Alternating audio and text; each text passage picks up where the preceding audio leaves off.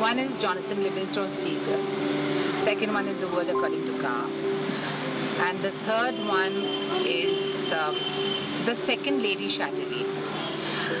And Jonathan Livingstone Seagull, because I mean the whole sense of freedom, the sense of flight about this seagull story, his first person account, that was the time when I was like soaring. I reread it, and it gave me a huge sense of emancipation, gave me a huge sense of, I don't know, I don't know, I think I was in the clouds and called me a dreamer, but I was there, and it was viewing the earth like I was God, you know what I mean? So that at that point in my life it was like that. I reread it and I found it very wonderful, but at that point in my life when I read it when I was as a 16-year-old, it made a huge impact in my life. And The World According to Garp, of course, because I mean that's such a fabulous view to have in such simple terms, because I feel we complicate life a lot and we overthink a lot of things, and it's really, 1 plus 1 is 2. It doesn't have to be 2.5 and minus 3 and to the point of a decimal point. If we simplify things, I mean I think I learned that funda in my life, because when I became who I became after being a professional, I was a lawyer before this. To me, it was so easy. I wanted to wake up every morning happy with what I was doing. So I think The World According to Garp, that sort of fit into my thing. And Second Lady Chatterley was a book which is very, I found it in an obscure library actually, and I found it beautiful because I think Lady Chatterley's lover was such a, book that we're not allowed to read and all that type of thing, and it was supposed to be the first actually blatantly sexual book. But the Second Lady Chatterley is a book which is more a love story. It's, her deep sense of isolation, her attraction to the gardener comes about.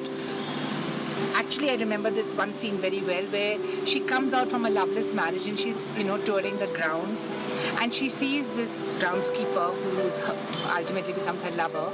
And this, he's a big man. He's described as a big man with big hands and rough and, usually muddy fingernails.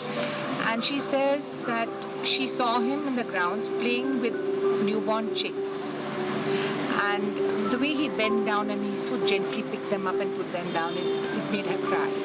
So I think that was her biggest attraction to him at that. And I found that book was warmed the cockles of my heart, because it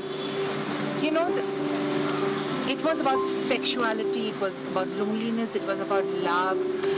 We tend to separate love from sexuality, but this was all about it. Like, when you feel great love for a person, you're sexually attracted to that person, I feel.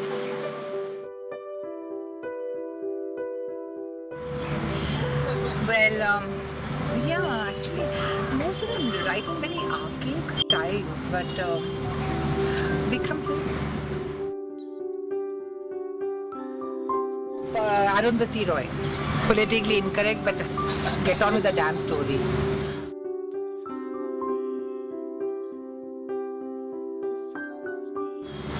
Well, I go back to the older books really, like the Eiger Sanction. I mean, it was a fabulous book. I can see cameraman is nodding. The Eiger Sanction, a fabulous book, and I would go with.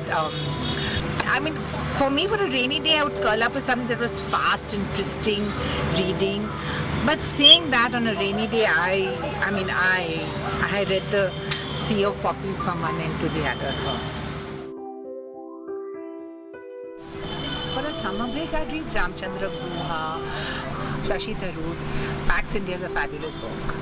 And then I'm a great fan of these authors. I'm a great fan of Saeed Mirza. Have you read his Amni? It's a fabulous book. Fabulous book. I'd watch television, to tell you the truth. I know this is a book show, but I would watch television. Because if on a really bad day, my attention span would be very small, personally speaking. I'm sure somebody else would. Or I'd pick up some easy reading, or the Stardust, or Cine Blitz, television.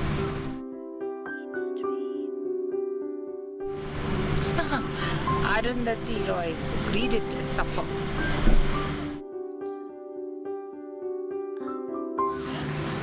not. I do a lot of reading. I do a lot of reading with children because I feel it's a lost art form, and not that I'm really, because I know that you have e-books and you have stuff like that, and everything moves. War and Peace was 800 pages. I want it condensed. But there is something special about reading, because when your eyes fall over the pages, your imagination takes a different tune.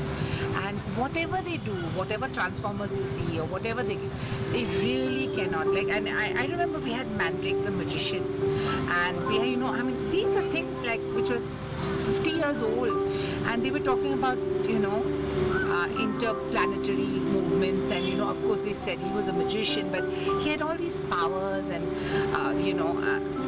it was imagination. I feel like even Spider-Man, so much before his time.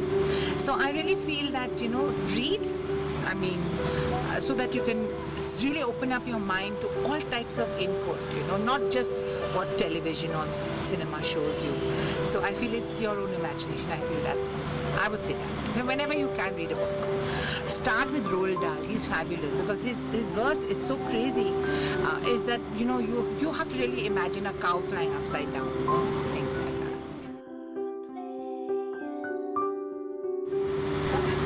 I would be me, because I don't think I'm a comic character. I think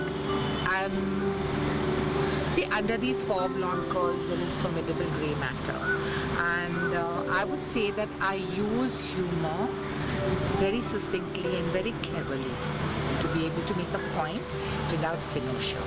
So, the guys from Charlie Hebdo will not come after me, because that's say really nice.